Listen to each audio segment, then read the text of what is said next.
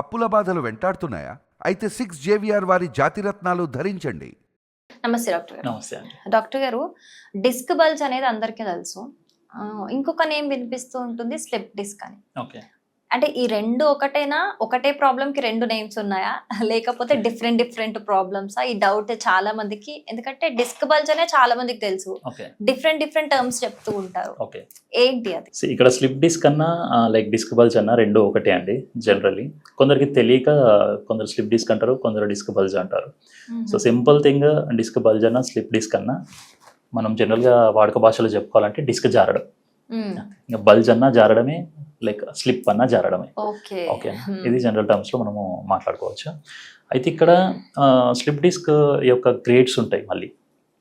అయితే ఈ డిస్క్ అనేది మనకి ఇందాక మాట్లాడుకుంటున్నట్టు స్లిప్ డిస్క్, డిస్క్ బల్జ్ అంటే ఇది మినిమల్ కంప్లైంట్, అంటే రీసెంట్ గా డెవలప్ అయిన issue, minor complaint, acute complaint అని చెప్పొచ్చు. అయితే దీన్ని మించిన కేసెస్ కూడా ఉంటాయి, లైక్ డిస్క్ హెర్నియేషన్ అని చెప్పేసి, డిస్క్ ప్రొట్రూషన్ అని చెప్పేసి, అండ్ డిస్క్ ఎక్స్ట్రూషన్ అని చెప్పేసి, ఇట్లా చాలా రకాల కంప్లైంట్స్ ఉంటాయి. ఇవి జనరల్గా పేషెంట్స్ ఎవరికి తెలియవు, కామన్ పీపుల్కి ఎవరికి తెలియవు. కానీ ఎవరైతే ఈ బ్యాక్ పెయిన్తో సఫర్ అయ్యి, లైక్ నెక్ పెయిన్తో సఫర్ అయ్యి ఈ ఎంఆర్ఐ రిపోర్ట్స్లో చూస్తారో వాళ్ళకి మాత్రం ఇవి తెలుస్తాయి. వాళ్ళు మాత్రం ఇవి చూస్తారు, like disc ప్రొట్రూషన్స్, disc extrusions and ఇలాంటివి అన్నీ చూస్తారు. నార్మల్ పీపుల్కి అర్థం కావు, తెలియవు, నార్మల్ పీపుల్కి తెలియవు. సో అలాంటి వాళ్ళలో ఈ ఎంఆర్ఐ ఎవరైతే చేయించుకుంటారో పేషెంట్స్ ప్రాబ్లంతో సఫర్ అయ్యే వాళ్ళకి తెలుస్తుంది, అది. ఓకే. మరి ఈ డిస్క్ బల్జ్ కి కంపల్సరీ సర్జరీ అంటారా? వన్స్ వచ్చిన తర్వాత ఫిజియోతోనే మన క్యూరబుల్ అంటారా? యా, ఇక్కడ మనం మాట్లాడుకోవాల్సింది డిస్క్ బల్జ్కి అయితే 95% సర్జరీ అవసరం లేదనే చెప్తాను నేను. సో దాని తర్వాత స్టేజెస్, ఇందాక మనం మాట్లాడుకుంటున్నట్టు ఏదైతే డిస్క్ ఎక్స్ట్రూషన్స్ ఉంటాయో, సో అట్లాంటి కేసెస్లో సర్జరీ వరకు పోయే ఛాన్సెస్ అయితే ఉంటాయి. ఇక్కడ ఏమైపోతుంది అని అంటే, డిస్క్ బల్జ్లో మనకి సింపుల్గా బొక్కకి అంటే రెండు వెన్నుపూస బొక్కలకి మధ్యలో ఈ డిస్క్ ఉంటుంది కాబట్టి ఆ రెండింటి మధ్యలో ప్రెషర్ పడి ఈ డిస్క్ జారడాన్ని మనం డిస్క్ బల్జ్ అంటాం. ఇదే ప్రెషర్ కంటిన్యూగా అవ్వడం వల్ల ఆ డిస్క్ జారడంతో పాటు ఆ లోపల జెల్లీ లైక్ స్ట్రక్చర్ కూడా బయటికి లీక్ అయిపోయే ఛాన్సెస్ ఉంటాయి.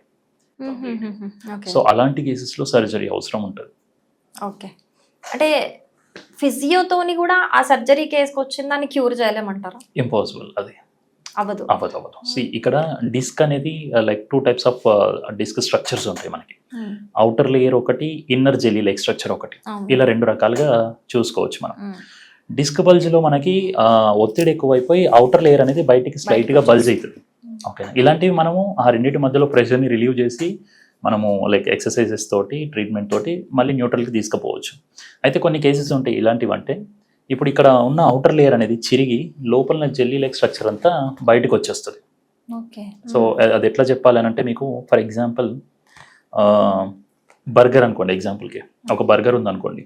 ఇప్పుడు అది నార్మల్గా ఉంటే ఎలాంటి లైక్ లీకేజ్ అనేది లోపల నుంచి ఎలాంటి చీజ్ లీకేజ్ అనేది ఏమి ఉండదు. ఫర్ ఎగ్జాంపుల్ మనము బర్గర్ని గట్టిగా ప్రెస్ చేస్తే ఏమవుతుందని, ఆ లోపల చీజ్ అంతా బయటికి లీక్ అయిపోతా వస్తుంది. సేమ్ లైక్ డిస్క్ కూడా అంతే. సో రెండు వెన్నుపూసల మధ్యలో ఒత్తిడి ఎక్కువైపోయినప్పుడు ఈ డిస్క్ టైర్ అయిపోయి ఆ లోపల జెల్లీ స్ట్రక్చర్ అంతా బయటికి లీక్ అయిపోతూ వస్తుంది. సో ఇలాంటిది మనం ఫిజియోలో కంప్లీట్గా క్యూర్ చేయలేం. కాకపోతే ఇలాంటి కేసెస్లో వాళ్ళ పెయిన్ని కానీ, లైక్ వాళ్ళ మజిల్ స్ట్రెంగ్త్ని కానీ కొంచెం డెవలప్ చేయగలుగుతాం. కానీ లోపల డిస్క్ లీకేజ్ని మాత్రం 100% సెట్ చేయలేం. కాకపోతే లైక్ ఎక్స్టర్నల్ సిమ్టమ్స్ని మనం కొంచెం తగ్గించగలుగుతాం. ఓకే. అంటే అది కంపల్సరీ సర్జరీ వల్లనే క్యూర్ అవుతుంది అంటారా? అవునండి. మరి దాని తర్వాత ఆఫ్టర్ సర్జరీ మళ్ళీ ఫిజియోథెరపీ ఉంటుంది. ఓకే. అది ఎన్ని సెషన్స్ బట్టి ఉంటుంది? Like depends on severity, patient యొక్క సిమ్టమ్స్ని బట్టి. ఇప్పుడు కొందరు సర్జరీ తర్వాత కొందరు పేషెంట్స్ లైక్ ఫ్లెక్సిబుల్గా ఉంటారు, కొందరు కంప్లీట్గా లైక్ రిజిడ్ ఉంటారు, వాళ్ళ మజిల్స్ సపోర్ట్ చేయవు, కంప్లీట్గా ఫ్రీజ్ అయిపోయి ఉంటాయి. సో కొన్ని కేసెస్లో లైక్ నర్వ్స్ యొక్క ఫంక్షనింగ్ తగ్గిపోతుంది, ఫ్లెక్సిబిలిటీ ఉండదు. అలాంటి కేసెస్లో కొంచెం టైం తీసుకుంటుంది. ఇప్పుడు డిస్క్కి సంబంధించిన సర్జరీస్ జరిగినప్పుడు దానికి రిలేట్ ఉన్న వేరే డిస్క్ అయినా, నర్వ్స్ అయినా, మజిల్స్ మీద అయినా వేరే ఏమన్నా ఎఫెక్ట్ ఇచ్చే అవకాశం ఉంటుందా? ఆ సరౌండింగ్ లో ఉన్న స్ట్రక్చర్స్ అయితే ఎఫెక్ట్ అవుతాయి. ఏ లెవెల్లో అయితే మనకి డిస్క్ జారుతా ఉందో ఆ సరౌండింగ్ లో ఉన్న స్ట్రక్చర్స్ అయితే ఎఫెక్ట్ అవుతాయి, అండ్ దాని బిలో ది లెవెల్ కూడా ఎఫెక్ట్ అవుతుంది. ఓకే. ఇంకా అప్పుడు అది ఎఫెక్ట్ అయిందని మళ్ళీ ఫిజియో కంపల్సరీ చేయించుకోవాల్సి వస్తుంది. ఓకే. ఒక ప్రాబ్లంకి వెళ్తే ఇంకో problem. Thank you so much. Right అండి, థ్యాంక్ యూ.